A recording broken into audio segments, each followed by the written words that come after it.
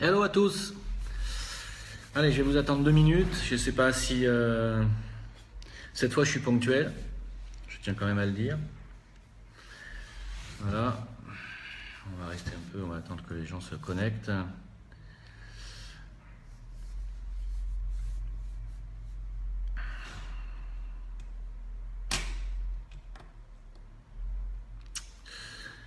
Salut, salut. Coucou. Cette fois je suis ponctuel. Je vous ai pas fait attendre une demi-heure comme l'autre fois. Je me suis pas trompé sur le décalage horaire. Bon, je vais attendre 2 minutes que le maximum de personnes se connectent parce que on n'est pas tous ponctuels. Mais normalement je le suis, hein, je tiens quand même à le préciser. Je le suis même beaucoup, hein, en tant que Saturnien Capricorne. Pour ceux qui connaissent un petit peu l'astrologie, ils doivent savoir que Saturne c'est la planète Chronos et que Chronos c'est la planète du temps. Bonjour Émilie, bonjour Raouda, bonjour Gabriel, bonjour Sandrine, bonjour Aliénor, bonjour Thierry, bonjour Marianne, bonjour tout le monde. On va attaquer directement. Alors, d'abord, merci d'être là, d'être fidèle, c'est sympathique. Vous avez remarqué que je poste moins sur YouTube parce que j'ai fait à ce jour, je crois, quelque chose comme plus de 180 vidéos. Donc, j'ai décidé d'en faire moins, parce que j'ai beaucoup moins de choses à dire en fait. Hein. J'ai fait à peu près le tour de tout ce que j'avais à dire. Je me suis même pas mal répété, au grand désespoir de certains. Aujourd'hui, je vais encore certainement me répéter, mais justement, c'est pour ça que j'ai décidé de faire maintenant des vidéos en direct et aussi des chats en direct sur Discord. Alors, je pense qu'on va se maintenir à peu près à ce rythme-là. On va faire les vidéos en direct tous les samedis. Aux alentours de 19, 20h, 22h, bon, on déterminera ça le jour même. Et on fera des chats en direct où là tout le monde pourra parler les mercredis sur Discord. Hein, D-I-S-C-O-R-D. C'est une application qui fonctionne sur tout ordinateur. Comme ça, à la fois, je peux répondre à vos questions que vous écrivez là, comme ça je peux parler, faire un genre de monologue, ce qui me plaît bien. Et puis le mercredi, on fait plutôt un chat où là c'est vous qui parlez et je vous laisse un peu vous exprimer. Et c'est très sympathique et ça dure même plus longtemps puisqu'on est en audio et qu'on n'est pas limité par le temps. Là, je vais faire des vidéos. De 30 minutes. Hein. Donc je ne vais pas dépasser 30 minutes. D'abord parce que vous avez autre chose à faire. Et puis bon, moi aussi. Alors, donc demain c'est la nouvelle lune. Pourquoi je vous dis ça? Parce que, alors je mets mes lunettes, parce que je n'y vois plus rien. J'y vois goutte. Donc, demain c'est la nouvelle lune. Non, je suis pas Sagittaire. Celui qui me dit que je suis Sagittaire se trompe, Victor. Pas du tout, je suis Capricorne, de chez Capricorne. Un vrai de vrai, avec un Saturne dominant dans mon thème, il n'y a pas de souci. Alors, on s'en fiche. Demain c'est la nouvelle lune. Donc c'est le meilleur jour pour que nos frères de l'ombre puissent sévir, si je puis dire. Voilà. Donc pourquoi? Parce que la nouvelle lune est la période où le soleil, est en dehors de la Terre et de la Lune. Hein. Le soleil est complètement occulté par la Terre. Hein. C'est pour ça qu'on a une éclipse totale de Lune. La nouvelle Lune est une éclipse totale de Lune, en réalité. Et donc le Soleil est de l'autre côté de la Terre. Hein. Et donc la Lune est dans le noir. Et à ce moment-là, on a les énergies lunaires, des dévas lunaires, qui sont les plus puissants, qui sont les moins gênés par le Soleil.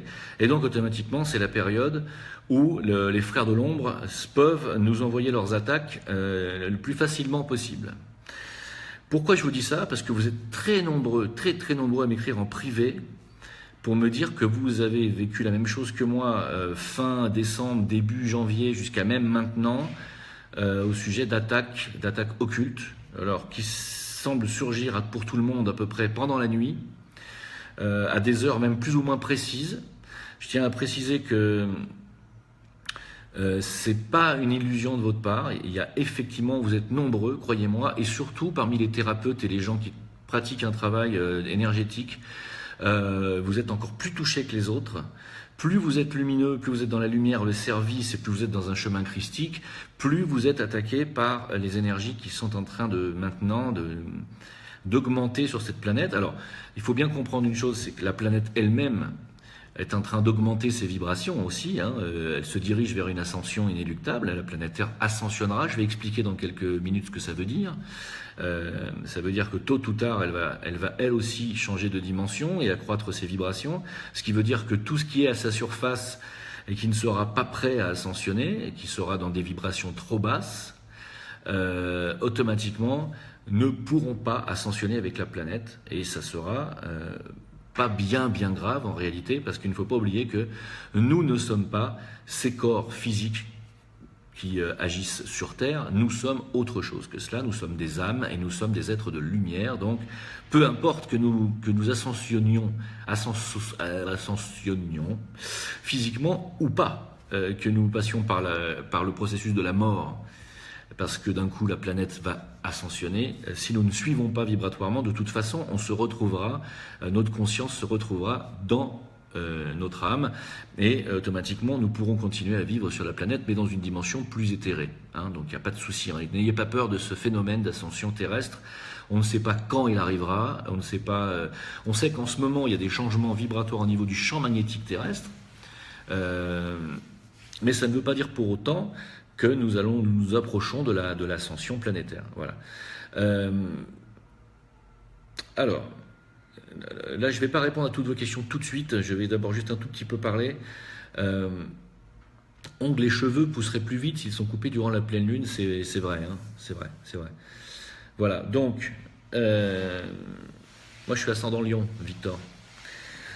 Donc, ce qui se passe, si vous voulez, c'est que la Lune est un astre mort sur le plan physique. Hein, la Lune est un astre totalement mort, qui se décompose même. Hein, et donc c'est un astre polluant. Hein, comme quand vous avez dans votre bac, dans votre frigo, vous avez 10 oranges et qu'il y en a une qui commence à pourrir et à se désintégrer. Vous avez remarqué qu'elle pourrit autour d'elle les 2-3 oranges qui la touchent. C'est exactement la même chose pour la Lune. Elle a des énergies mortuaires, des énergies de désagrégation de la forme. Hein, donc elle a des êtres qui ne sont pas sur le plan physique, mais qui sont sur le plan éthérique et qui fonctionnent sur le premier éther chimique. Vous savez que le monde éthérique, le plan éthérique, se divise en 4. Il y a 4 sous-plans éthériques, et que le premier sous-plan éthérique est un sous-plan qu'on appelle l'éther chimique, et qui s'occupe de l'assimilation et de la désintégration de la forme. La Lune étant un astre mort, il se désintègre. En se désintégrant très lentement, il pollue. Dans les périodes où il est très influent, comme la nouvelle lune de demain, par exemple, il nous envoie des entités mortuaires. Voilà. Donc, c'est une période où les frères de l'ombre vont pouvoir faire mumuse plus puissamment. Hein. Alors, pourquoi je vous dis ça? Je vous dis ça parce que nous sommes des êtres solaires. Hein. Nous sommes faits pour travailler avec les énergies solaires, les dévas du soleil, et non pas les dévas lunaires. Hein. Les dévas qui sont les anges, hein, c'est le terme occulte des anges. Donc les dévas lunaires sont des dévas qui peuvent être très jolis, très beaux, très séduisants, mais ce sont des dévas de la forme et de la cristallisation de la forme, et donc automatiquement aussi de la désintégration de la forme. Hein. Ce sont des dévas mortuaires, hein, qui s'occupent de rendre aux éléments élémentaires les molécules, les atomes, etc. Voilà, donc en ce qui concerne les attaques nocturnes, elles sont bien réelles. Sachez que vous n'êtes pas seul, du tout à être atteint par ces attaques. Et il y a même des gens qui ne sont pas du tout thérapeutes et qui sont aussi atteints. Même là, même encore aujourd'hui, parce que je suis en formation en ce moment de médecine chinoise, ce week-end, j'ai parlé avec d'autres membres qui ont eu le même problème pendant tout le mois de janvier, qui n'ont pas pu dormir aussi. Hein. Donc c'est pas marrant, il se passe vraiment des choses étranges. Et apparemment, les énergies sombres, si je puis dire, sont encore plus puissantes en Europe qu'en Afrique, où moi je vis actuellement. Hein. Alors, je vais vous parler donc du sujet qui concerne un petit peu cette vidéo, parce que je vais essayer de bien développer le sujet, donc on va pas trop faire de questions. Je vais développer ça. Explique-moi, à 6 ans, j'ai dit à mon pépé que je veux rentrer chez moi. Il m'a dit bientôt les vacances se terminent. J'ai dit non, chez moi là-haut. Magali, j'ai pas compris un broc. Bon, excuse-moi. Alors, je vais continuer. Donc, vous êtes nombreux à me poser des questions sur la réincarnation. Vous êtes beaucoup à être aussi assez dubitatif. Vous me dites ça sert à quoi de se réincarner puisqu'on ne se souvient pas de ses anciennes vies, etc. Donc je vais développer un peu ça. Je vous rappelle que j'ai déjà développé le sujet dans mes vidéos qui touchent à ce sujet. Donc n'hésitez pas à les revisionner, pour ceux qui ne l'ont pas encore fait, allez les regarder, parce que j'ai déjà pas mal parlé de tout ça, j'ai déjà fait le tour de tout ça. Donc je vais aujourd'hui faire un petit récapitulatif si vous voulez, et c'est un petit peu ce que je ferai dans chaque vidéo en direct, puisque mis à part de nouvelles informations, pour l'instant j'ai pas grand chose à rajouter de ce que j'ai déjà dit en fait. Alors, ce que je pense de la médium Patricia Daré, je ne connais pas. Hein. Faut pas croire que je connais tout le monde. Hein. Je connais les médiums, je les fréquente peu en réalité. Hein. Je les fréquente peu. Hein. Alors, ce que vous devez savoir, c'est que nous sommes des êtres de lumière et qu'on s'incarne physiquement, on s'incarne dans un ego avec un triple corps. Ça, vous le savez maintenant, je pense, si vous me suivez depuis le début ou depuis un certain temps. On a un triple corps qui s'appelle l'ego, hein, qui est composé d'un corps mental, d'un corps émotionnel et d'un corps physique ou physico-éthérique, si vous voulez. Dans ce corps physique, dans notre corps physique, la science a déterminé que nous avions un ADN à deux brins d'ADN. En réalité, on en a 12. Hein. Mais bon, la science a découvert 2 brins d'ADN qui comportent chacun 64 codons. Alors c'est très intéressant de savoir ça. Sachez que parmi les 64 codons de notre ADN, il n'y en a que 20 qui sont activés en ce qui concerne l'humanité. Il n'y en a que 20 qui sont activés sur 64. Aujourd'hui, non, chaman, tu n'as pas compris. J'ai jamais dit que la lune était mauvaise. Je ne sais pas ce que j'ai dit. J'ai dit que pendant les périodes d'obscurité, comme la nouvelle lune où le soleil est en retrait entre la Terre et la lune, les énergies lunaires sont plus puissantes. Ça ne veut pas dire que la lune est quelque chose de mauvais. C'est un astre qui se désintègre, point. Voilà. Et c'est un astre qui est mort sur le plan physique, mais qui n'est pas mort sur le plan éthérique, ni sur le plan vital. Hein. C'est pour ça que la Lune a encore énormément d'influence sur nous et même sur la planète Terre. Elle tire les océans parce que elle est encore vivante sur le plan vital. Hein, c'est comme ça que les entités lunaires d'ailleurs nous touchent. Elles nous touchent par notre corps vital. Hein. C'est pour ça qu'on peut se faire dévitaliser par des entités lunaires. D'ailleurs, entre parenthèses, les vampires, c'est une légende, mais ce sont des entités lunaires. Hein, qui tirent notre énergie vitale. L'énergie vitale, vous le savez, c'est la correspondance du sang. En occultisme. Hein. Voilà. Donc c'est pas pour rien que les vampires nous broieraient le sang, c'est une métaphore pour dire que ce sont des entités qui effectivement peuvent s'accrocher à un être humain et lui sucer son énergie vitale. C'est exactement ce qui se passe dans le cas des alcooliques, des drogués, de tous les gens qui ont une addiction comme ça, vitale, si je puis dire, parce que par exemple un alcoolique est surchargé de vapeur éthérique d'alcool et ça attire des entités d'alcool. Les entités d'alcool qui viennent se nourrir de ces vapeurs éthériques que lui ingurgite toute la journée, et ça le pousse à continuer à boire. En réalité, quand on veut désintoxiquer un alcoolique, il ne faut pas seulement le désintoxiquer chimiquement, il faut le désintoxiquer aussi vitalement et éthériquement de ces entités qui viennent s'abreuver de lui. Je termine ce que je voulais dire, juste avant. Par rapport à ces codons que nous avons dans notre ADN, 64 codons, hein, 20 seulement sont actifs chez la majorité des humains. On a découvert des enfants qui, justement, dans leur ADN, on a vu qu'ils avaient contracté le sida de naissance parce que leur maman avait le sida. On s'est rendu compte qu'ils avaient le sida à l'âge de 2 ans, 1 an, 3 ans, et qu'à vers 4-5 ans, ils se retrouvaient séronégatifs, sans raison.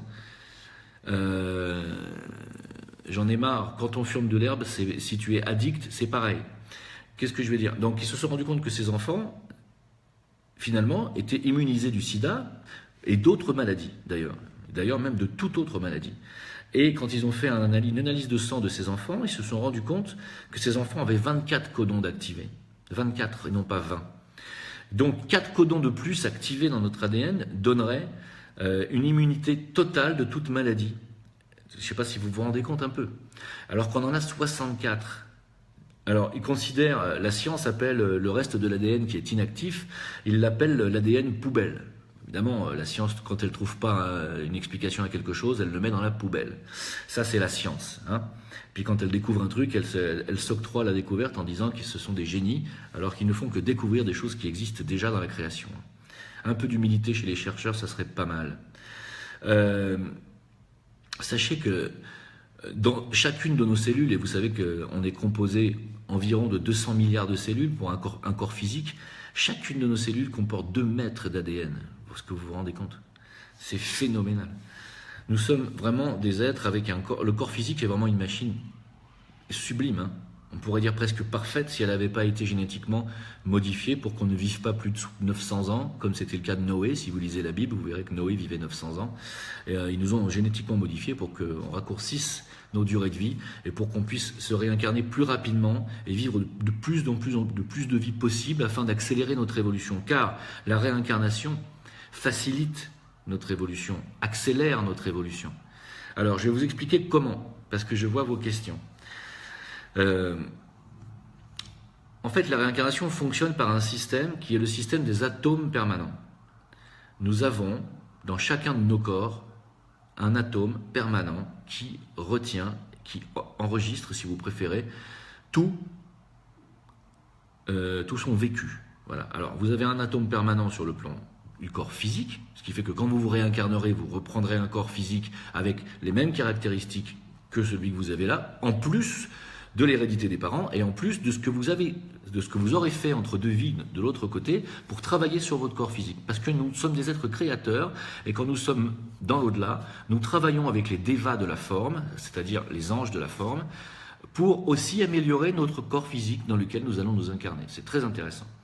Nous avons aussi un atome permanent sur le plan émotionnel, qui fait que rien ne se perd dans tout le travail que vous faites sur votre émotionnel, et idem pour le corps mental, inférieur et supérieur. 2 atomes permanents, c'est très intéressant, hein. Donc on se réincarne avec notre petit patrimoine d'atomes permanents, et on revient exactement au même endroit que là où on s'était arrêté, sur le plan de notre évolution. Voilà. Alors, c'est un atome de lumière, si vous préférez. En tout cas, c'est un atome qui est fait d'une certaine matière, et cette matière ne se désagrège pas avec le temps, physique en tout cas, hein. Alors, ce que je voulais dire par là, c'est que par la méditation, et par une certaine méditation, on peut activer des codons. Il suffit simplement de pratiquer la méditation créatrice, et on peut arriver, avec la visualisation, à visualiser des codons actifs et à réactiver des codons. Je vous le dis parce que moi je l'ai fait, hein. Alors je dis pas que j'ai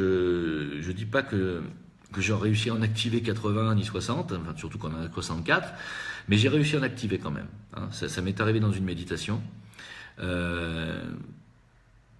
Mais comme je fais déjà partie de la 2e vague des enfants indigos, les enfants indigos étaient déjà très immunisés aux maladies. Il faut quand même savoir que je n'ai eu aucune maladie infantile, à part une toute petite varicelle qui a duré 1 semaine, tandis que ma sœur, elle, à qui je l'ai transmis, elle est restée 1 mois au lit, elle a chopé tout le reste, les oreillons, la roséole, la rubéole, la rougeole, tout ce qui existe, même des trucs qui n'existent pas. Et moi, non. Hein, j'ai jamais rien eu, j'ai jamais été malade en fait. Je suis tombé malade à partir du moment où j'ai dû prendre tout un paquet d'antibiotiques, à cause de l'acné d'ailleurs, que j'ai développé à la puberté, comme beaucoup d'adolescents. Et mon toubib à l'époque m'a donné un antibio qui s'appelait la micycline, on me rappelle encore. Et en fait, le fait d'avoir avalé pendant 6 ou 7 ans des antibiotiques tous les jours, je me suis flingué littéralement le système immunitaire. Il m'a fallu des années pour retrouver l'immunité que j'avais quand j'étais enfant. C'est une parenthèse. Alors, je me suis toujours demandé, après plusieurs années, après plusieurs ans de réincarnation, mais est-ce qu'un jour la réincarnation sera finie? Alors Sébastien, je vais t'expliquer tout ça, hein. Je vais t'expliquer tout ça.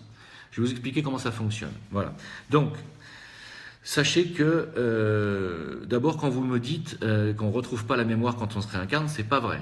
Par exemple, les lamas tibétains, si vous étudiez un petit peu l'histoire des lamas tibétains, quand ils ont 3-4 ans, ils ont déjà des souvenirs, ils sont déjà très sages, ils se rappellent de certaines choses, ils disent s'appeler...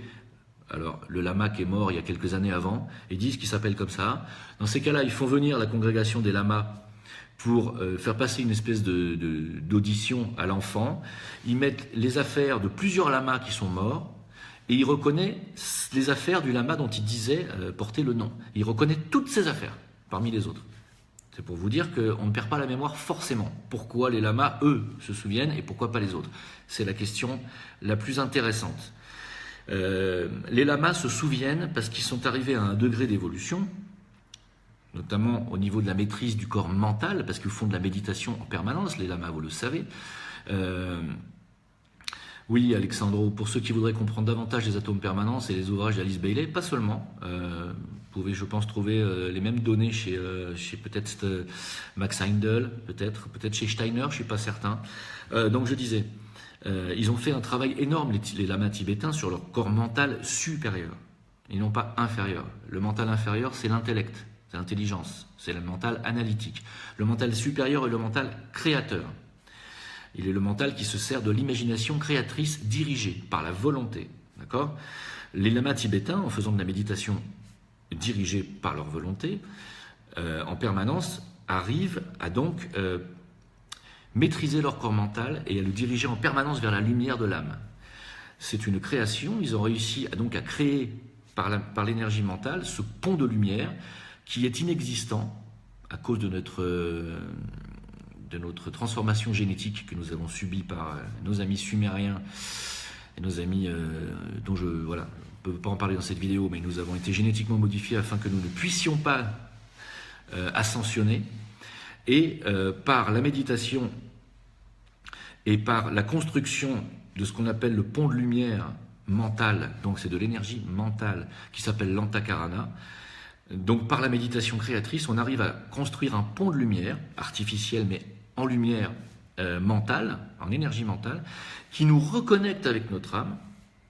Et dans ce cas-là, nous retrouvons absolument la mémoire non seulement de qui nous étions dans notre vie d'avant, mais de toutes nos anciennes vies. Quand on arrive à ce degré, c'est-à-dire quand on arrive à construire cet antakarana, nous sommes devenus ce qu'on appelle un initié de 3e initiation. C'est ce qu'on appelle l'illumination. L'illumination, c'est la lumière de l'âme qui rentre et qui pénètre dans le cerveau physique par le biais de l'antakarana que nous venons de construire. C'est exactement ce qu'a fait Bouddha dans sa vie physique. Bouddha qu'on appelle Bouddha qui veut dire l'illuminé, et l'illumination, c'est la 3e initiation. Voilà. Alors, donc, je vais répondre à votre question. Ils n'ont pas une mémoire akashique, c'est pas ça la mémoire akashique, c'est autre chose, la mémoire akashique. Si vous voulez, quand on est initié de 3e degré, on peut avoir accès aux annales akashiques et à la mémoire akashique planétaire. L'akasha, ça fait partie de l'éther, et c'est une partie de l'éther qui enregistre tout. Voilà. Nous avons, nous-mêmes, dans notre corps éthérique, une des 4 couches éthériques, qui s'occupe de tout enregistrer, qui nous donne cette mémoire que nous avons. Donc notre mémoire éthérique est en relation avec l'akasha éthérique de la planète. Mais on n'y a pas accès consciemment tout le temps. Pourquoi ? Parce que nous ne sommes pas assez ou suffisamment polarisés dans le mental supérieur. La majorité des humains, ne l'oubliez pas, sont polarisés dans le corps astral, émotionnel, même pas dans le mental. Et pour être polarisé dans le mental supérieur, il faut faire de la méditation créatrice. D'accord ? Mais en permanence. Les Tibétains, eux, peuvent rester 3 jours en état méditatif. C'est phénoménal. J'ai jamais pu dépasser 40 minutes. Je vous le dis. Eux, ils restent 3 jours sans manger, sans boire. Ils sont en permanence dans le mental. Ils construisent leur pont de lumière. C'est incroyable. Donc voilà. Oui, Bouddha veut dire l'éveillé. Merci Philippe pour la rectification. C'est ce que je voulais dire. Alors, question de Marianne Wave. Comment vivre des régressions ? Alors, comment vivre des régressions ? En réalité, tant que tu n'as pas atteint ce degré dont je viens de parler, tu ne peux pas retrouver la mémoire de tes anciennes vies. Tu vas retrouver des bribes de tes mémoires de ces anciennes vies, tu vas pouvoir les vivre en direct toi-même, sans aucune aide extérieure. Tu peux les revivre en rêve aussi, certaines parties. En tout cas, tu peux même parfois revivre des anciennes vies traumatisantes, et c'est pas très marrant quand on les vit. Sinon, tu peux, par hypnose régressive, à tes risques et périls, ça peut être un bien comme un mal, ça peut très bien être très mauvais pour toi. En général, de toute façon, si on ne se souvient pas de nos anciennes vies, c'est qu'il n'y a pas de hasard, c'est qu'il vaut mieux. Il vaut mieux. Voilà. Parce qu'on a été tous des brutes et des bêtes dans les vies précédentes, en tout cas dans des vies précédentes. Voilà.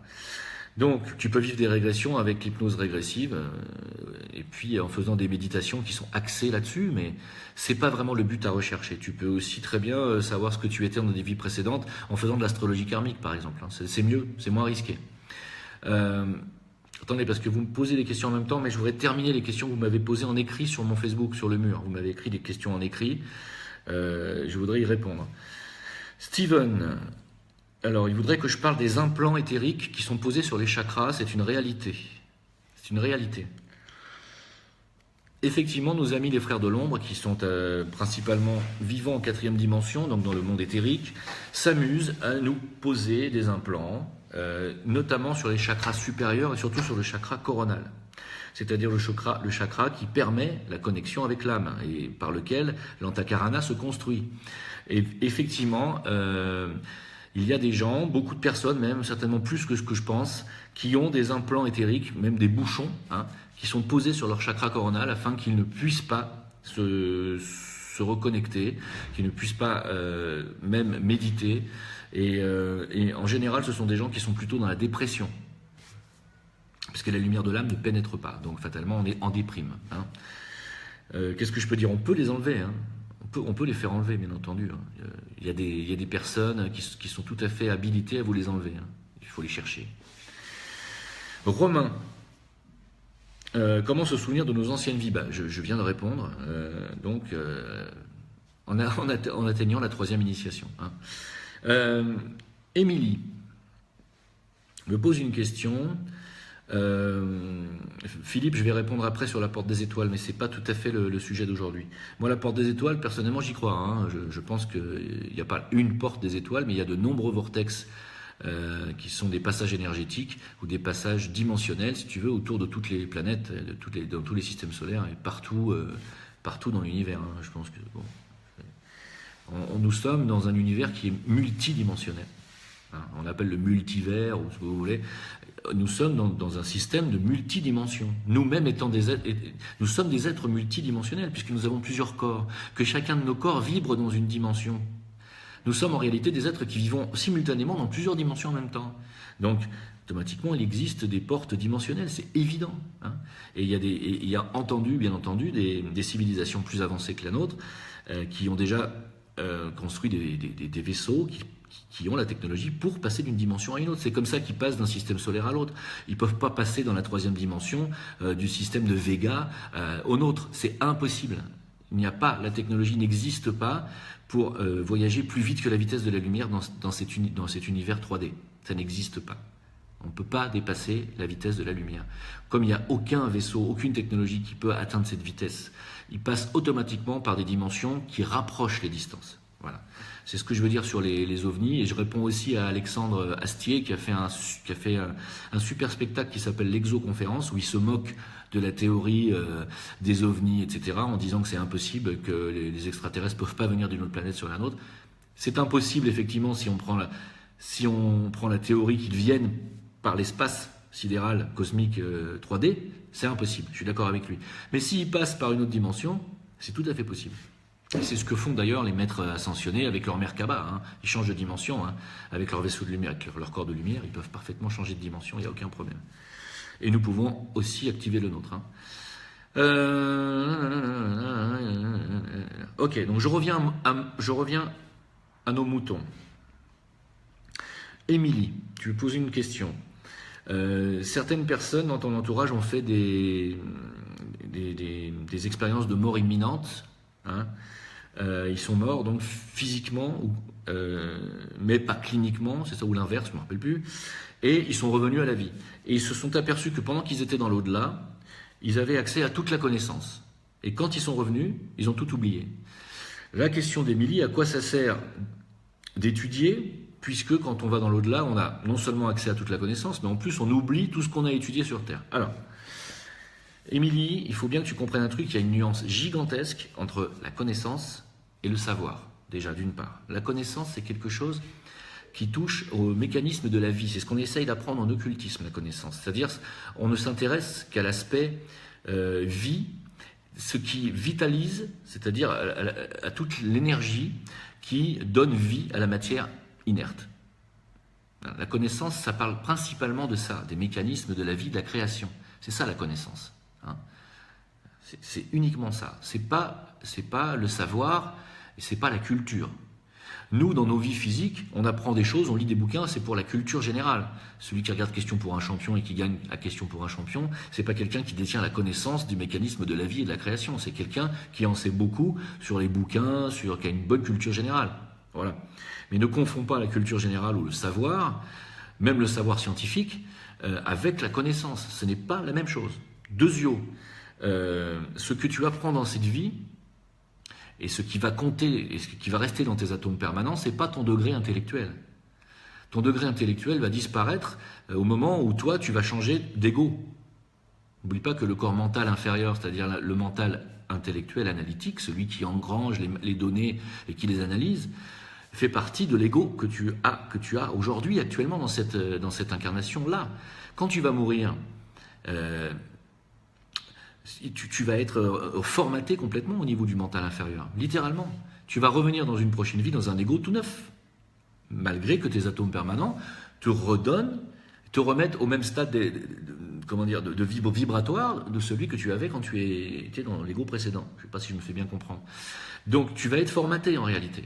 Tu vas être formaté, mais tu vas avoir si tu as beaucoup étudié les sciences, les maths, etc., tu vas avoir un mental analytique qui sera développé dans la vie suivante. Voilà. Mais c'est pas pour ça que tu vas te souvenir que tu as lu tout Sartre ou que tu as lu Sakharov ou qui tu veux. C'est pas ça le truc. Tu seras formaté à ce niveau-là. Mais dans l'au-delà, puisque tu vas vivre en tant qu'âme, tu as en tant qu'âme accès à la connaissance. D'accord ? Et la connaissance, c'est ce que je viens d'expliquer juste avant. C'est pas la même chose que la culture générale. D'accord ? Donc, en fait, il suffit de se connecter à l'atome permanent, donc contradiction avec ton pont qui te connecte avec ton âme en 5D. Pourquoi contradiction? J'en ai marre. Quelle est la contradiction? Tu ne peux pas te connecter à ton atome permanent. Il n'y a pas de connexion avec l'atome permanent. L'atome permanent fait partie de toi. Tu comprends? Je ne sais pas si tu comprends. Je ne pense pas.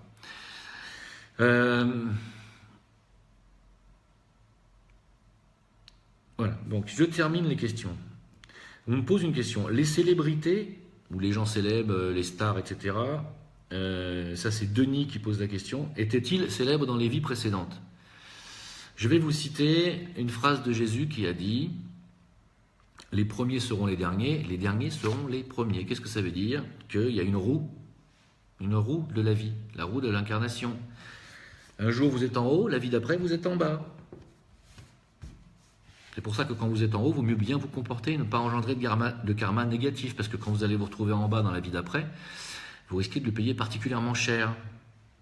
J'en sais quelque chose, moi-même. Donc non, les gens qui ont été célèbres dans les vies d'avant ne sont pas forcément des gens qui sont célèbres dans cette vie. D'ailleurs, moi-même, j'ai eu 3 incarnations en tant que roi. J'ai été 3 fois roi, la dernière fois un roi tyrannique. Ce qui fait qu'aujourd'hui, il m'est possible de récupérer un petit peu de, on va dire, pas de pouvoir, j'aime pas ce mot, mais il m'est peut-être donné un jour de récupérer une place un petit peu en vue, mais il ne me sera pas donné de diriger qui que ce soit parce que j'ai un karma qui fait que j'en ai mal usé la dernière fois. Voilà. Alors, où est cet atome de mémoire? Pourquoi s'il est là, il faut aller chercher la mémoire dans l'autre dimension? De quoi tu parles, Jean? Je crois que tu as mal compris ce que j'ai dit. Je te conseille de réécouter ce que j'ai dit. Il faut aller chercher la mémoire. Il n'est pas question d'aller chercher la mémoire dans l'autre dimension. Tu n'as pas compris ce que j'ai dit. L'utilité de l'antakarana, du pont de lumière que tu construis par la méditation, est le pont de lumière qui te connecte à ton moi supérieur, c'est-à-dire ton âme. Ton ego et le moi inférieur se connectent avec l'antakarana que tu construis, avec l'âme, par l'antakarana. Voilà. Donc, alors que l'atome permanent, ça n'a strictement rien à voir. L'atome permanent enregistre uniquement ce que tu as fait dans cette vie-là. Tu comprends? C'est pas la même chose. L'atome permanent et l'antakarana n'a rien à voir. Une fois que tu as construit ton antakarana et que tu es connecté avec ton âme par ce pont de lumière, tu as accès direct à la connaissance de l'âme. C'est comme ça que les génies comme Mozart, par exemple, entendaient de la musique en permanence. Il n'avait plus qu'à prendre une feuille, comme il était musicien, il n'avait plus qu'à prendre une feuille et à écrire directement. Il entendait directement la musique. C'était facile. C'est comme les autistes qui ont un problème de corps mental inférieur, justement, qui ont le corps mental qui n'est pas axé, qui n'est pas dans l'axe, hein. Les autistes sont des gens qui ont un problème mental, qui ont le mental inférieur qui est désaxé. Donc il y a le mental supérieur, c'est-à-dire la lumière de l'âme, qui arrive directement dans le cerveau. Donc certains autistes sont capables de faire des trucs, mais énormissimes. On les appelle les génies idiots, je ne sais plus comment on les appelait, les singes savants, je ne sais plus quoi. Ça prouve que quand le mental inférieur n'est pas là, mais qu'on a la connexion, on est capable de faire des trucs incroyables. Alors si on a la connexion et que le mental inférieur est quand même dans l'axe, et qu'on maîtrise un art, l'architecture, même les mathématiques, vous pouvez être un génie absolu. Absolu, puisque vous avez la connaissance directe qui vous tombe. Comprenez bien. L'âme n'est pas un atome, l'âme est un véhicule triple aussi, comme l'ego. D'accord ? Qui vibre sur 3 plans, mental supérieur, causal, bouddhique. Hein, le plan bouddhique est le plan des maîtres de sagesse. Les maîtres de sagesse, je le répète, ne sont pas des maîtres dans le sens où ils ont le pouvoir et l'emprise sur vous, comme une maîtresse ou un maître d'école. C'est pas ça, maître de sagesse. On les appelle les maîtres comme quelqu'un qui a passé une maîtrise. Une maîtrise en droit, une maîtrise en sciences, une maîtrise en lettres. C'est quelqu'un qui a acquis, qui a accès à cette connaissance parce qu'il a ascensionné d'abord d'une part, et deuxièmement, parce qu'il a atteint une sagesse. On les appelle les maîtres de sagesse. Ça veut dire ce sont des sages et ils ont la maîtrise de la sagesse. Ça veut dire la maîtrise de leur émotionnel, la maîtrise de leur corps mental inférieur. Ils sont ascensionnés, donc ils vivent dans le cœur et ils sont sur le plan bouddhique. D'accord ? Donc leur véhicule à eux n'est plus l'ego, mais c'est l'âme. L'âme est le véhicule des êtres ascensionnés. Hein ? Et nous avons bien entendu ce véhicule, mais nous ne sommes pas raccordés à lui physiquement, ici dans cet ego, donc nous ne sommes pas encore des maîtres ascensionnés, ni des êtres ascensionnés. Nous sommes ou on fait partie de l'humanité ordinaire, ou on fait partie des gens qui sont ce qu'on appelle sur le sentier de probation, c'est-à-dire les gens qui pressentent bien qu'il y a quelque chose au-dessus, et qui aimeraient bien savoir ce que c'est, qui se posent des questions existentielles, qui sommes-nous, d'où venons-nous, où allons-nous. Il y a les divers degrés de disciples, hein, c'est-à-dire les gens qui ont déjà une certaine connaissance, qui ont déjà, qui ont compris jusqu'à un certain degré les mécanismes de la création. Et puis après, il y a 4 niveaux d'initiation. Première initiation, deuxième, troisième. Je vous expliquais ce qu'était la troisième, l'illumination mentale. Puis la 4e initiation qui, ensuite, est la crucifixion de l'ego, c'est-à-dire, à partir de la 4e initiation, on ne se fait plus diriger par l'ego. Je parle en tant qu'être incarné physiquement, hein. Nous ne sommes plus dirigés par l'ego dans la 4e initiation, mais au contraire, nous avons construit notre pont de lumière grâce à notre corps mental supérieur. Donc, à la 3e initiation, nous avons construit notre pont de lumière mentalement. Ce pont de lumière mental nous permet de nous connecter à l'âme. L'âme, désormais, parle à travers nous. Nous agissons désormais comme une âme incarnée physiquement sur Terre. C'est ce qu'était Jésus. Et donc, nous n'avons plus besoin de l'ego, nous le crucifions, ce qui ne veut pas dire que nous le tuons, mais ça veut dire que c'est lui qui nous obéit désormais. C'est lui que nous maîtrisons, mais ce n'est plus lui qui nous maîtrise, par les peurs, par tous les travers de l'ego, par les désirs. Nous ne sommes plus du tout perméables aux désirs, aux peurs, à l'attirance sexuelle, à tout ça.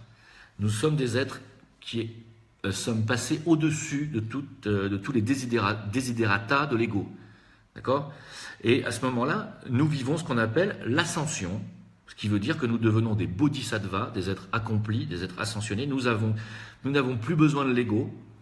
Nous en avons besoin quand nous nous incarnons physiquement, mais nous le tenons en laisse, muselé, tout à fait comme un cocher qui tient parfaitement son attelage, ses chevaux. Les chevaux ne font pas désembarder. Ils sont tenus, l'attelage est tenu par le maître qui est dans le carrosse. Voilà, c'est vraiment comme ça qu'il faut le voir, d'accord ? Alors, Magali, à 7 ans, mon grand-père m'a dit « Bientôt tu rentres à la maison » et moi, en pleurant, c'est pas ça, je veux retourner chez moi. Eh bien oui, très bien, oui, mais quand on est enfant, on a tous envie de retourner chez nous parce qu'on sait très bien que c'est pas un monde pour nous ici. Hein. C'est un monde de vibrations très lourdes. Voilà, je suis bien placé pour vous le dire, moi aussi, j'ai beaucoup de mal à vivre sur cette planète. Hein. Et quand j'étais enfant, j'avais vraiment hâte déjà de repartir. Hein. Alors, dernière question de Sandrine Château. Il y a des gens qui disent que nous ne vivons pas de nos anciennes vies, mais que nous vivons des fragments de vie d'autres personnes. Mais quel étrange, qu'est-ce que c'est que ce truc ? Pourquoi vivrait-on des fragments de vie d'autres personnes ? Je me pose même pas la question, je me dis, mais pourquoi penser un truc pareil ? Je ne comprends même pas la question. Alors, attends, je redescends de ça. Camille, les choses qui nous intéressent ou qui nous passionnent dans notre vie, par exemple une langue étrangère, sont-elles un rappel de nos anciennes vies? Pas forcément. Pas forcément. Mais ça peut, oui. Par exemple, la musique. Quelqu'un qui est passionné de musique et qui a déjà un bon niveau musical alors qu'il n'a jamais mis les mains sur un clavier, c'est quelqu'un qui, bien entendu, récupère ça de vie d'avant, évidemment. Bien, c'est sûr. Hein. Quand vous avez fait un travail de concentration acharné sur une discipline, quelle qu'elle soit, alors ça peut être la musique, hein, la musique est une discipline, tout art est une discipline, même les sports. Quand vous vous êtes acharné avec la volonté concentrée sur une discipline, fatalement, ça s'inscrit dans vos atomes permanents. Bien entendu, quand vous allez revenir et vous réincarner, vous allez avoir ce qu'on appelle ces dons. Hein. C'est les gens qui ont des dons, sont des gens qui ont déjà pratiqué avant. N'est pas Federer qui veut dans le tennis. Hein. Le mec a déjà pratiqué ça avant et c'est pareil dans tous les sports et dans tous les arts. Hein. Alors, si nous demandons à notre moi supérieur de prendre les rênes de notre vie, il le fera. C'est aussi simple que cela. Oui, Anna Martine. L'être passera par des turbulences, mais se dirigera vers son accomplissement. Alors, je comprends ce que tu veux dire. Tu veux dire qu'il faut faire comme si, hein, comme si c'était le moi supérieur, l'âme, qui dirige notre vie. En réalité, tu as raison sur un point, je suis d'accord avec toi, c'est il faut toujours agir en tant qu'âme incarnée. C'est-à-dire qu'à chaque fois que vous avez une décision à prendre, et c'est très difficile, il faut non pas dire je veux ceci ou je veux cela, mais moi, en tant qu'âme incarnée dans un ego, qui ne pense qu'à la compassion, au don de soi, au bien-être, au meilleur choix possible pour l'humanité, hein, que ferais-je? Voilà. Et plus vous allez vous comporter comme ça consciemment, plus l'âme va se rapprocher de vous. Et plus vous allez sentir sa présence. Mais ça ne veut pas dire pour autant qu'il ne faut pas faire un travail de construction de l'antakarana. Alors, l'atome permanent se balade. Non, il ne se balade pas. Les travaux de Dolores Cannon, oui, pionnière de l'hypnose régressive, j'ai vu ça. Ouais. Je suis en train d'étudier ça, mais j'ai trouvé ça intéressant. Effectivement, Dolores Cannon, ouais. Vous pouvez vous intéresser à ça, bien entendu, c'est très bien. Alors, Sandrine Château, j'ai pas compris ta question. Alors, c'est quoi ta question?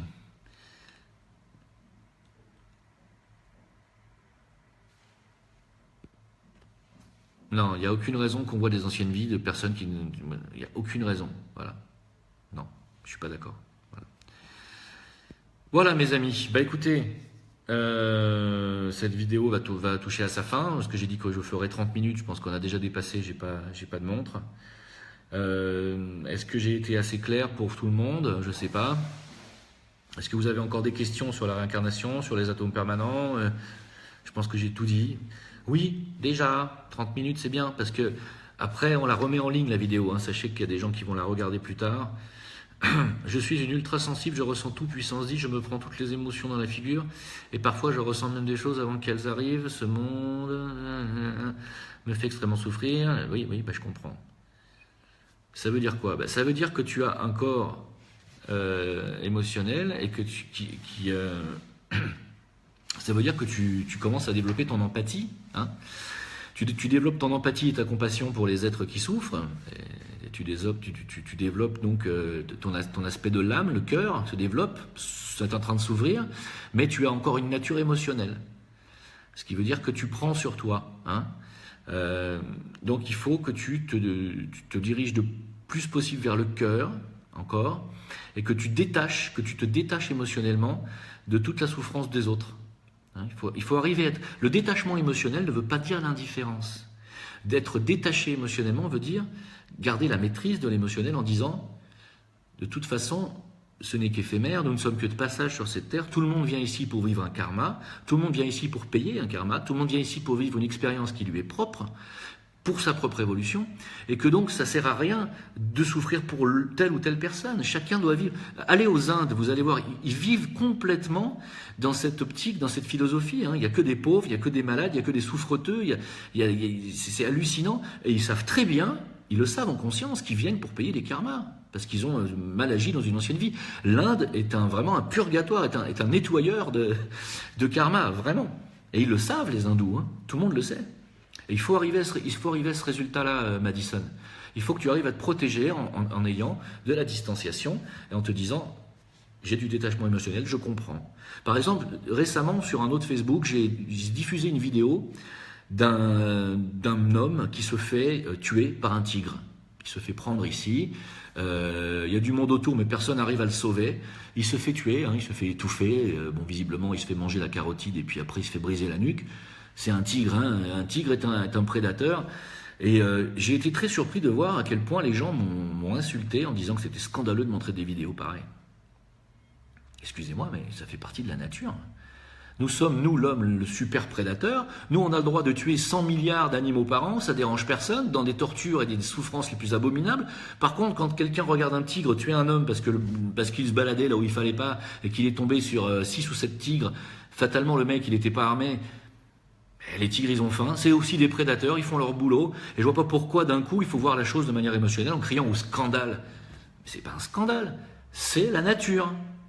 Si l'être humain n'avait pas d'armement, n'avait pas d'armes de destruction massive et la capacité de réduire à un objet qui se mange, à un bonbon, tout animal vivant en le foutant dans des abattoirs, et si on était mano face à eux dans la nature, on ferait pas long feu, hein. C'est la nature. Et il faut avoir de la distanciation. D'ailleurs, vous avez vu, ça me passionne tellement que ça m'énerve un peu. Parce que je trouve pas normal qu'on s'offusque de ça. Voilà. Il faut avoir du détachement émotionnel. Le type s'est fait manger, il s'est fait tuer. Parce qu'après, je pense qu'il y a d'autres gens qui sont intervenus pour lui éviter aussi de se faire étriper littéralement. Mais il était mort, voilà, c'est trop tard, c'est comme ça. Si de toute façon, vous tombez main à main, face à face à un ours, c'est pareil, vous n'allez pas faire long feu, hein. Alors, comment se fait que cette réalité de réincarnation, d'une telle évidence, que j'allais dire sans difficulté, mais pour certains de mes proches, ça relève de la science-fiction? Parce qu'ils sont pas prêts. Will Kogan, tu poses une question intéressante. Il demande pourquoi pour moi c'est évident la réincarnation, pour moi aussi, hein, je te le dis, et pourquoi pour certains, effectivement, ça relève non seulement de la science-fiction, mais de la foutaise et de la supercherie la plus totale, même pour d'autres, hein. Parce qu'ils sont pas prêts. Parce qu'ils sont faits pour vivre une incarnation hémisphère gauche, donc cartésienne. Pourquoi? Probablement parce que dans une vie précédente, ils avaient trop développé l'hémisphère droit, peut-être dans une vie indienne, justement, hindoue, où ils avaient littéralement délaissé l'aspect hémisphère gauche du cerveau, c'est-à-dire l'aspect analytique, et on en a besoin de l'aspect analytique pour évoluer. C'est grâce à l'intellect qu'on arrive à faire des conclusions qui nous permettent de dire « Ah, mais attendez, il y a autre chose au-dessus, là ». Donc, vous voyez, l'intelligence, l'intellect est aussi un outil qui nous a permis de passer de l'état émotionnel à l'être mental supérieur que nous sommes, à l'être éclairé. C'est l'intellect qui met en lumière les choses en disant « Mais attendez, on n'a pas regardé là ». Et donc, fatalement, les gens qui ont trop délaissé leur intellect et leur hémisphère gauche sont rappelés alors dans une vie suivante. Et quand on est complètement hémisphère gauche et complètement cartésien, fatalement, on n'est plus tellement ouvert aux choses spirituelles. Peut-être parce qu'on l'a été trop dans les vies d'avant. On a peut-être été trop dans la religion, peut-être trop dans le... Vous voyez? Et on s'est laissé aller. Voilà, donc il faut les laisser. Laissez-les, c'est pas grave, c'est pas grave. Il y a aussi des gens qui ne croient pas en Dieu. Laissez-les, c'est pas grave. C'est parce qu'ils sont nés pour vivre ça. Laissez-les tranquilles. Il ne faut pas chercher à convaincre systématiquement. Ça viendra tout seul. C'est une ouverture qui se fera chez eux en temps et en heure. Est-ce que tu crois que la mort, en la mort éthérique, c'est ce que je crois en la mort éthérique? Est-ce que je crois en la mort éthérique? Si oui, que deviennent les atomes permanents en ce moment-là? Jusqu'où vont-ils en termes de dimension? Alors, la mort éthérique, ça veut rien dire. D'abord, il faut savoir un truc, c'est que chaque atome permanent est fait en matière du plan qui lui correspond. D'accord? Par exemple, l'atome permanent physique, il n'est pas sur le plan gazeux, ni liquide, ni physique, il est sur le quatrième éther, c'est-à-dire l'éther le plus élevé. Cet éther le plus élevé est aussi en relation avec le dernier plan astral, qui lui-même est en relation avec le dernier plan mental. Hein, il y a des correspondances entre les plans et les sous-plans. Il faut comprendre ça. Alors ça, c'est de l'occultisme. Hein. Je ne peux pas développer trop. Mais ces atomes permanents-là, qui sont sur les derniers sous-plans de chaque plan, ne se désagrègent pas. D'accord? Tant qu'on a besoin d'un ego, bien entendu. Après, quand on n'en a plus besoin, ça se désintègre par la volonté de l'âme. Hein, voilà. Par contre, la mort éthérique, ça ne veut pas dire grand-chose. Ce que tu veux dire par là, c'est quoi? que quand un corps physique se désintègre dans une tombe, ou fatalement, le corps éthérique se désintègre avec, bien sûr, tout à fait. Mais c'est pas grave, puisqu'il y a l'atome permanent qui tient tout dans sa petite valise. Et quand tu reviens avec un niveau éthérique et physique qui était le même. Donc il n'y a pas de souci. Alors, différence entre âme et être de lumière. Alors, l'âme est un véhicule, je l'ai déjà expliqué. Alors, tandis que l'être de lumière, la triade supérieure, ou la monade, ou la présence ayam, est ce que nous sommes réellement. Nous sommes des êtres de lumière, également triples. Nous sommes des êtres de lumière, nous sommes un, sur le plan monadique, qui est le 7e plan le plus élevé de notre plan à nous. Nous sommes des êtres de lumière, des présences ayam. D'accord ? Nous descendons dans l'incarnation et dans les plans inférieurs par un système de triade. La triade spirituelle, d'accord, qui est sur le plan atmique. Ensuite, nous avons les 3 plans inférieurs, bouddhique, causal. Et donc là, nous avons l'âme triple, qui est un triple véhicule. Nous en servons aussi, nous servons de ce véhicule triple qu'est l'âme, pour évoluer sur ces plans qui sont déjà plus bas, qui sont les véhicules des maîtres ascensionnés, etc. Puis, il y a encore, etc. Vous avez compris, après, l'ego qui est triple et qui s'incarne dans les plans encore inférieurs. Voilà. Voilà. Alors, Lison qui me dit « Merci, tu es un ange ». Non, pas encore. Mais merci quand même. Voilà, eh bien écoutez, je pense que, je sais pas, j'espère. On va faire une vidéo sur les Sumériens si vous voulez. N'hésitez pas, si vous voulez, je vais ouvrir un topic sur Facebook. Je vais vous demander de poster tous les sujets que vous voulez qu'on touche. Et puis si c'est un sujet que je peux maîtriser et que je peux développer, on fait une vidéo, il n'y a pas de problème, voilà, pour la prochaine fois. Donc tous les samedis, on fera une vidéo. Choisissez le thème vous-même. Les Sumériens, ça me passionne, il n'y a pas de problème, on peut faire ça. On parlera de la Bible aussi par la même occasion. Marianne, se détacher, pas si simple. Et non. Et je suis content que tu fasses la remarque, parce que le détachement émotionnel, c'est ce qu'il y a de plus difficile à obtenir pour l'être humain. Sachez-le, nous sommes des êtres émotionnels avant tout, et la bataille que nous livrons nous-mêmes se situe sur le plan émotionnel. Et aujourd'hui, la guerre qui se joue entre les forces de l'ombre et les forces de lumière se joue au niveau de l'astral aussi. Il y a une guerre réelle qui se joue actuellement. C'est pour ça que vous ressentez les énergies négatives, parce que vous ressentez les énergies négatives de la guerre qui est en train de se mener sur le plan astral. Vous les sentez dans votre corps astral. Voilà, et c'est très important d'acquérir le détachement émotionnel. Si vous ne savez pas comment, sachez que moi, je ne suis pas encore totalement un être détaché émotionnellement. Donc c'est très difficile. C'est très difficile, mais quand vous y arrivez, vous obtenez ce qu'on appelle la 2e initiation. Le détachement émotionnel est la 2e initiation majeure. Donc elle est hyper importante. Elle est celle qui mène à la 3e initiation. Et en général, c'est grâce au mental illuminé et c'est grâce au mental concentré et volontaire qu'on obtient le détachement émotionnel. Parce qu'en général, on passe la 2e et 3e initiation quasiment simultanément. Ça veut dire que quand vous arrivez au stade de détachement émotionnel, vous avez pratiquement la 3e initiation à portée de main, ce qui veut dire pratiquement clairement la 4e derrière. La plus dure à obtenir, c'est la 2e. Le détachement, la maîtrise émotionnelle, c'est ce qu'il y a de plus difficile. Travailler là-dessus. Les peurs, les désirs, les addictions, c'est l'attachement, c'est très difficile, c'est très douloureux, ça fait très mal. Et les frères de l'ombre le savent, ils jouent avec ça, avec nos peurs d'être abandonnés, les plaies de l'âme, l'abandon, l'humiliation, la trahison, tout ce qui touche à l'émotionnel. Travaillons là-dessus, c'est vraiment là-dessus qu'il faut travailler, vraiment, vraiment, vraiment, vraiment. Que penses-tu du karma du chanteur Renaud converti au lobbycianiste ? Évidemment qu'il avait une vie antérieure, mais bon, il fait ce qu'il veut. S'il a envie de se convertir au satanisme, il fait comme il veut.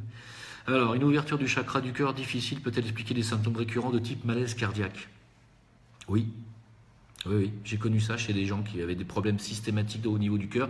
Ils ressentaient même comme si on leur transperçait une épée dans le cœur. Oui, c'était effectivement, ils étaient en train de vivre l'ouverture du cœur. Absolument. Ouais. Mais ce n'est pas non plus systématiquement le cas. Est-ce qu'on peut se réincarner en animal ? Non. Chaque règne a son système d'incarnation. On peut pas, l'humain ne peut pas régresser, ne peut pas rentrer dans un corps animal. Pourquoi ? Parce que le corps animal ne possède pas encore les mêmes véhicules que l'ego humain. Nous ne pouvons pas faire rentrer le contenu d'une bouteille d'eau d'1,5 litre dans un verre de 50 centilitres. Nous sommes, nous les humains, le règne le plus élevé, le plus développé des 4 règnes de la nature, minéral, végétal, animal et humain. Hein. On ne peut pas régresser. On a vraiment beaucoup de travail à faire sur nous-mêmes et c'est le plus difficile, le plus important, oui, bien sûr. Alors, j'en ai marre me pose une question émotionnelle. Tiens, voilà, alors la question type de question émotionnelle. Je vais vous la citer. Si le tigre bouffe ton gosse, tu vas faire quoi? Une vidéo. Voilà.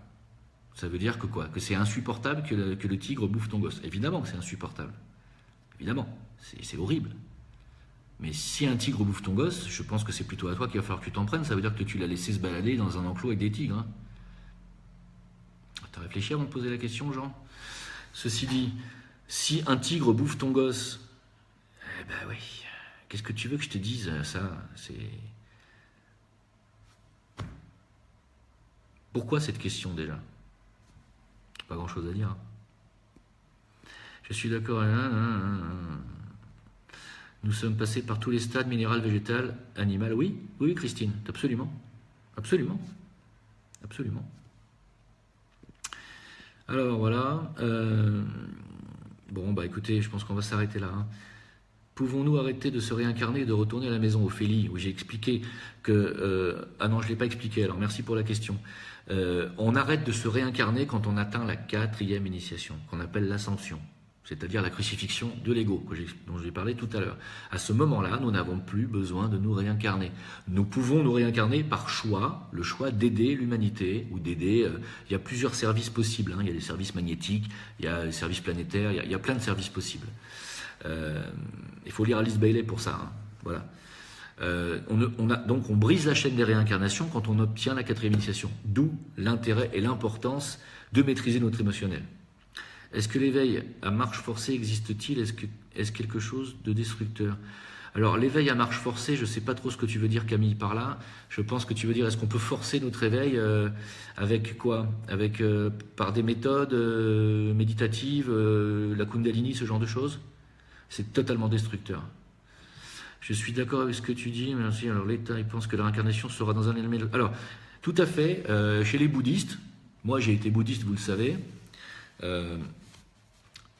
on dit que, alors on appelle ça la métempsychose, on dit que les humains peuvent se réincarner en végétal, en insecte, en animal. Alors, pourquoi ils ont... Alors, c'est un mensonge. De mon point de vue, pardon pour tous les bouddhistes, je ne veux pas vous offenser, pour moi c'est erroné. Pourquoi? Ils ont fait croire ça pour que les adeptes du bouddhisme n'engendrent pas de karma négatif envers le règne animal. Donc, ils leur ont fait croire qu'ils peuvent se réincarner en papillon ou en moustique afin qu'ils ne tuent pas des moustiques, des mouches. Parce que quand on tue un moustique, une mouche, on tue un être vivant et on engendre du karma. Alors, il n'est pas énorme, mais on l'engendre. Et comme le but des bouddhistes est de briser la chaîne de réincarnation, par l'ascension, ils ne veulent pas engendrer de karma. Tant qu'on a du karma négatif à épurer, on se réincarne. Anthony qui me dit « je t'aime ». Ben, c'est gentil, merci Anthony. Très gentil, mais je vous aime tous, moi. Hein. Alors, les tigres pourraient-ils un jour avoir une conscience spirituelle si nous nous réincarnons aussi en animal, car eux, c'est nous, et nous, c'est en cornélien, non? Non, mais les animaux, un jour, auront la conscience, seront soit conscients. Pour l'instant, ils ne le sont pas encore. Même s'il y a déjà une grande partie des animaux, et notamment les animaux domestiques, qui commencent déjà à développer une soi-conscience qui est assez impressionnante. Hein. Ils sont très très proches de nous, hein. Très très proches. N'oubliez pas que les animaux ont un corps émotionnel autant développé que le nôtre. Hein. Alors quand on sait que les humains sont polarisés principalement dans l'émotionnel et dans le corps émotionnel, ça vous laisse à réfléchir. Hein. Ça explique pourquoi les gorilles, les primates, ce qu'on appelle les singes... je sais plus, bon, peu importe, quand on leur apprend le langage des signes, ils arrivent à un QI qui est pratiquement celui des Français. Hein. Le gorille qui parlait que le langage des signes, il est arrivé à 96 de QI, et je crois que la moyenne en France, c'est 103. Je crois qu'on a beaucoup à apprendre des animaux. Tu te rappelles quand nous étions en Égypte, il y a des milliers d'années, tu étais trop sérieux. J'étais en Égypte il y a des milliers d'années, pas des milliers, il y a pas si longtemps que ça. Effectivement. Mais pourquoi vous me demandez ce que je pense de la réincarnation de Renaud? J'ai rien à penser de Renaud, moi. Rien. J'aime bien Mistral gagnant, c'est tout ce que j'ai à dire de Renaud. Alors, On est tous, Anna, on est tous des anges en devenir, tous. C'est le futur de l'humain, du règne humain, c'est de passer dans le règne angélique. Hein, donc on est tous des anges en devenir, mais merci pour ton compliment. Les chemtrails sont-ils faits pour nous exterminer? Non, pas nous exterminer, mais nous affaiblir. Affaiblir notre système immunitaire. Hein, afin de nous maintenir sous contrôle par Big Pharma. D'ailleurs, entre parenthèses, j'avais un dernier truc à dire sur Big Pharma, c'est que ils inventent des nouvelles maladies ou des nouvelles terminologies pour pouvoir nous vendre des médicaments dont ils ont déjà développé les molécules depuis longtemps. C'est monstrueux. J'ai appris ça aujourd'hui en stage. En fait, les docteurs maintenant l'avouent. On leur dit, vous allez utiliser telle nouvelle terminologie maintenant. Vous allez dire, je sais pas, dégénérescence régressive, osseuse, tout simplement pour dire un truc qui existe déjà depuis longtemps et pour vendre des nouveaux médicaments ou des molécules qui sont monstrueux. Alors, les chemtrails, c'est pareil. Hein, on vend des médicaments et du chemtrail et de l'aluminium et du barium pour nous affaiblir le système immunitaire. Alors, le film Jérôme, le film No Solar, excellent, super film, j'adore. Ouais, j'aime bien ce film. Ouais. Et il corrobore d'ailleurs le livre de Anne et Daniel Moroy-Givaudan sur Récit d'un voyageur de l'astral, où ils disent qu'il y a un hôpital où les gens soignent avec l'énergie verte, la lumière verte.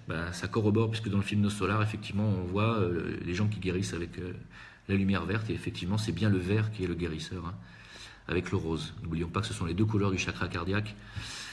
Alors, le rose à l'intérieur, le vert à l'extérieur, comme une pastèque. Quand je me réveille la nuit, je vois des crevettes noires. Ouh là là, non, c'est pas bon du tout, j'en ai marre. Non. Alors, les crevettes noires, je te le dis honnêtement, je ne veux pas te faire peur, mais c'est de la magie noire. Mais je te le dis catégoriquement. Les araignées, les insectes, tout ce qui est noir, tous les insectes noirs et les crevettes noires principalement, je te le dis parce que je l'ai vécu, hein, j'ai été attaqué et j'étais assailli de crevettes noires, hein, donc je l'ai vécu. Les crevettes noires, c'est vraiment pas des entités, mais des parasites, on va dire, de l'éthérique, hein, qui sont là pour désagréger et pour te dévitaliser. Hein, c'est vraiment des bestioles qu'on t'envoie pour te sucer ton énergie vitale. Je te conseille de vite aller te faire des envoûtés. Je ne veux pas vous faire flipper, mais c'est très mauvais les crevettes noires, très très mauvais. Nous avons été modifiés génétiquement, mais par qui? Alors on en reparlera, Romain, on va en parler dans une vidéo sur les Sumériens, d'accord? Sinon il y en a pour 8 heures. À quand une série de conférences en France? Merci Anna de poser la question. Alors je suis très ouvert aux conférences. Moi je suis un homme de scène et j'aime rencontrer le public, j'aime rencontrer les gens, j'aime rencontrer les humains, j'aime parler aussi en public. Alors sincèrement, je le dis, comme je n'ai plus de réseau, puisque j'habite plus en France, avant j'en faisais des conférences en France, comme je n'ai plus de réseau, je ne sais plus du tout comment faire pour venir faire des conférences en France. On m'avait proposé à Grasse, mais je crois que les propriétaires de la salle n'étaient pas très chauds pour me faire venir parce qu'ils avaient lu une de mes vidéos où je parlais que je défendais Marine Le Pen, alors ils n'étaient pas d'accord pour me faire venir. Bon, ils font ce qu'ils veulent. Si vous connaissez des salles municipales chez vous où ils accueillent des conférenciers et que vous avez envie de me faire venir, je viens. Voilà, sachez-le. Mais moi, personnellement, je n'ai pas de réseau. Il faudrait que je vende des livres ou que je vende au moins un livre pour pouvoir, par le biais d'un éditeur, me faire organiser toute une tournée. Je suis pas Éric Zemmour, hein, voilà. Mais c'est avec plaisir, voilà, je vous réponds. La France a un lourd karma, pas plus que l'Angleterre, pas plus que l'Espagne, pas plus que le Portugal. On a un karma, mais on a aussi énormément apporté à l'humanité. Pas oublier que la France a un rôle d'éclaireur dans le monde et qu'elle l'a déjà fait. Hein, on a eu de grands scientifiques, de grands penseurs en France. Et nous sommes un pays de grands penseurs et de grands scientifiques.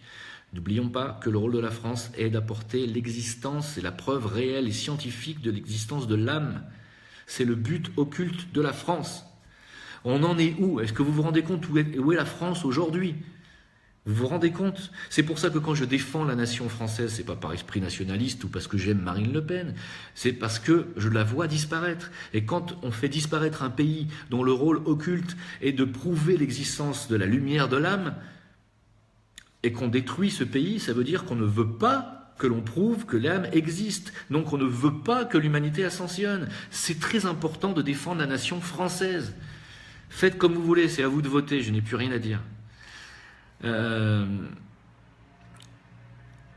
une petite liste de mes lectures qui m'ont aidé à évoluer. Oh bah j'arrête pas, hein, je les balance mes lectures. Hein. Mais j'en ai pas non plus des masses. Hein. J'ai pas lu beaucoup de choses. Hein. Moi c'est surtout Alice Bailey, hein, vous savez. Quand vous lisez Alice Bailey, vous en avez pour toute la vie. Hein. Même Blavatsky, la doctrine secrète, hein, allez-y, attaquez-la. Hein. C'est pour la vie. Hein. C'est des bouquins, vous pouvez les relire 100 fois, vous n'aurez toujours pas compris tout. Hein. Donc, est-ce que l'initiation par hypnose est possible? Non. Bien sûr que non, il faut prendre conscience. Et quand on est en hypnose, on met la conscience de côté, donc non. Que peux-tu nous dire sur le fait que certaines personnes se nourrissent que de prana? Oui, c'est possible, bien sûr. Bah regardez, Amma, elle se nourrit comme ça. C'est tout à fait possible, bien entendu, puisque le prana est une émanation de la planète Terre et du Soleil. Ils se nourrissent de prana solaire et de prana terrestre. Quand on est des gens, enfin quand on est une entité qui a déjà atteint un certain degré de purification et d'élévation, on n'a plus besoin d'appétit terrestre et de nourriture terrestre. Donc on vit plus dans son corps éthérique que dans son corps physique. Résultat des courses, on se nourrit de lumière éthérique, donc de prana. Mais attention, hein, c'est pas donné à tout le monde, hein, ne vous y risquez pas demain. Hein. Il faudrait faire une vidéo consacrée au détachement émotionnel, mais j'en ai déjà fait. Hein. Mais je veux bien en faire une, si vous voulez. Voilà, les éléphants aussi se reconnaissent dans un miroir. Oui, tout à fait. Il y a une catégorie d'animaux qui sont tout à fait soi conscients. Je sais qu'il y a des animaux aujourd'hui qui sont sur le point de passer ce qu'on appelle au cap de l'individualisation. Absolument. Alors les portails organiques, est-ce qu'on a réellement créé des humains sans âme, sincèrement? J'y crois pas, parce que ça met tout l'enseignement occulte de l'âme qui s'incarne à travers un ego, ça le fout à la poubelle. Ça veut dire que n'importe qui peut avoir un ego sans avoir d'âme. Comment c'est possible? Puisqu'un ego fonctionne grâce à l'âme. L'ego, le corps physique, est vitalisé grâce à la cordelette d'argent qui est en contact et qui est connectée à l'âme. C'est l'âme, quand elle décide d'en finir avec son incarnation terrestre, elle coupe la cordelette d'argent. Donc comment quelqu'un peut vivre sans âme? C'est pas possible. C'est comme si vous me disiez, tiens, je vais créer un mec qui vit dans un scaphandre, je vais le balancer à 1000 mètres de fond dans l'océan, mais par contre, je lui envoie pas d'oxygène. Impossible. Alors, j'y crois pas, donc au portail organique, hein, vous aurez compris ma réponse. Ça, c'est alors, les enfants sont cruels, écraser des insectes à cet âge compte pour les... Alors, pas tous les enfants, hein. Moi, quand j'étais enfant, il était hors de question de tuer même une araignée, alors que j'ai toujours été arachnophobe. Hein. J'ai jamais tué une araignée. Hein.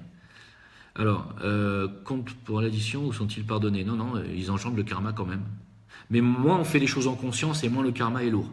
Quand on tue un animal en conscience, on a beaucoup plus de karma que quand on ne fait pas exprès. C'est évident. Voilà. Bon, bah écoutez, je vais vous laisser. Si vous avez une conférence à faire sur Nice, moi je descends, il n'y a pas de problème. Bon, il faudrait que je vienne au moins pour 2 ou 3 villes, parce que pour une, c'est pas facile. Je vous remercie à tous d'être venus. Et puis d'être restés surtout. Et puis pour vos questions pertinentes, vraiment ça fait plaisir. La dernière question de Magie, d'après toi, le voyage astral, est-ce être en pleine conscience de son âme? Pas forcément, mais si tu es capable de faire du voyage astral de manière innée, c'est que tu as déjà travaillé en conscience dans les vies précédentes. Donc. Mais si tu n'as pas conscience de ton âme, c'est que tu n'es pas encore un être illuminé, hein, on est d'accord. Est-ce que je peux faire une vidéo sur Atlantide et le continent de Mu? Oui, prochaine fois, d'accord. Allez, je vous remercie beaucoup. Et puis à très bientôt, hein, on reste en contact. Et puis n'oubliez pas, mercredi, on chatte sur Discord, on chatte en direct. Allez, merci, à bientôt. Ciao, bon week-end. Et attention à la nouvelle lune.